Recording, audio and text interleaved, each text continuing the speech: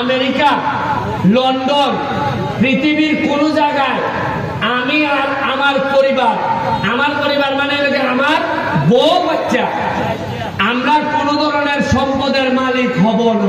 নগদ আছে 9.5 লাখ। কত? আগামীবার নির্বাচনের সময় আমি যদি হিসাব দেই, আমার কাছে আছে 9 কোটি। আপনার মনে প্রশ্ন আইবনি, অত আমার লাভ করতে আইবনি? আমি যেই কই টাকা পাইছি 2 কোটি, ওই তারা কিশোরগঞ্জের লোকে এমপিরা কয় সুমানের দিকে বাইলিছে, তুমি কই তোমার টাকা হলো? ওই তাদের আর এমপিরে দইয়া ওই আর যন্ত্রণা মাথা নষ্ট হয়ে গেছি গা। সোনারঘাট আমি নতুন কোন আমার বাপের যে আছে ওই যে আমরা ফিরের বাজার যে বাসা খান, আর বাসার সামনে যে আমরা সমিল উমিল যেটা আছে, এটা ছাড়া নতুন 100 জায়গা আমি কিনতাম না। এর মানে আমার রুজি নাই। ব্যারিস্টার হিসাবে একটা মামলা করলে 5 লাখ টাকাও পাই। আরো এমপি রুজি আরো বাড়ছে। মানুষে মনে করেন আবার সৎ মানুষ, তারে মামলাটা দেও। সব টাকা নিয়া যে টাকা রুজি করে সব টাকা নিয়ে মাধবপুর সোনারঘাটের মাটি মিশাই দিতেছে।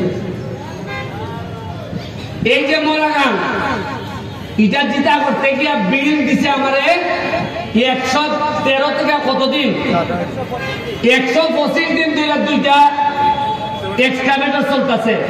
খরচ করছি প্রায় 80 লাখ টাকা, 81 লাখ।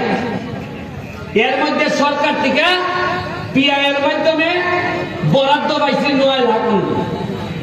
তাও আবার 9 লাখ হইল গিয়া একটা কিতাব লাগবো ফাঁকা, এই কিতাব রাস্তার যে গাইডওয়া বরাদ্দ পাইছি খালি টিয়ার কাবিকা। এটা লেগে আমি যার ইচ্ছা দিতাম পারি। আর মজার জিনিস হল, আমি যে কাম করতেছি মরা গান পরিষ্কার করা, 100 দিন করার পর আইসে ঢাকার থেকে প্রজেক্ট ডিরেক্টর দেখবার লাগে যে এত ভালো কাজ করতেছ। উনকা আইয়া উনলাম বেটা যখন অফিসিয়াল লোক আইছে, তখন আইয়া উনকা পৌরসভায় কয় এটা তো টেকার দল আছে, আছে আমরাই আছে। মানে পৌরসভা এটা থেকে বরাদ্দ পাইছে আমরা জানি। আমি বললাম বেটান পৌরসভা, তোমরা এই কথা গান জানাইতে আমার 100 দিন মিলায় যে অলরেডি তোমরা টাকা বরাদ্দ আছে, খামই করতো না। এরা চাইছে আমার উপরে পালাই দিত। আপনারা কোনদিন চৈল পৌরসভার বরাদ্দ আছে এমনি দেখেন না? গেল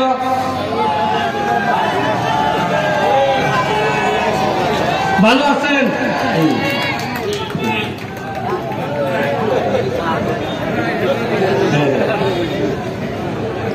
বুঝছেন না আপনি?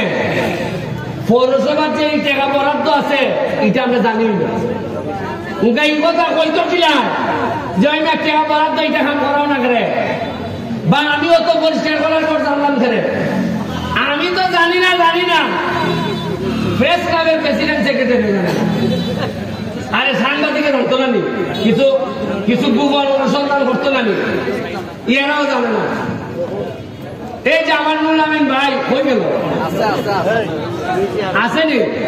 নুল আমিন ভাইয়া আমার অতটা জানে, কিন্তু আমার কোন বন্ধু বেলে 2টা শাড়ি পাইলিছে এটা জানে, আর এটা জানে না।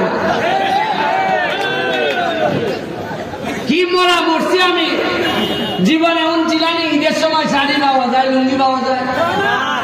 এবার আমি কইয়া দিলাইছি যে শেখ হাসিনায় তো আমারে 400 শাড়ি আর লুঙ্গি দিছ, কইয়া দিয়ে আমি সব বন্টন করে দিলাইছি। এরপরে আবার কিলাই গিয়া লাগাইছে 2টা শাড়ি পেলে আমার কোন বন্ধুর বউয়ে লাগিয়েছে।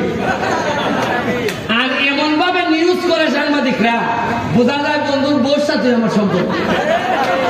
আমি এবার সিদ্ধান্ত নিছি জননেত্রী শেখ হাসিনারে গিয়া কইব এটা বেজাল শাড়ি আর দিওই না, খালি লুঙ্গি দিও। এই লেগে আমরা অবস্থা। সবচেয়ে বড় সমস্যা হইল আমার লাগে দোয়া করুন, আমার এখন বেঁচে থাকা হইলো সবচেয়ে বড় চ্যালেঞ্জ। সব একখান হইতেছে, সব একটা রইতেছেন দেশে বিদেশে, এলাকা এলাকার বাইরে খেলে যে এত হলতা বাইঙ্গে নিতেছে।